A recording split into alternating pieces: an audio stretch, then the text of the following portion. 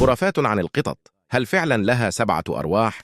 في الولايات المتحدة القطط السوداء غالبا ما ترمز إلى سوء الحظ، ومع ذلك في إنجلترا يميل الناس إلى الاعتقاد بأن القطط السوداء مؤشر على الحظ السعيد.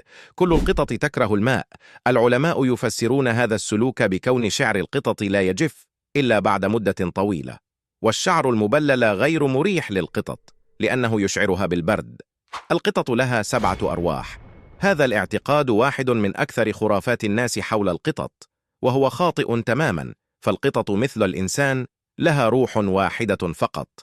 أخبرنا عن خرافة أخرى عن القطط.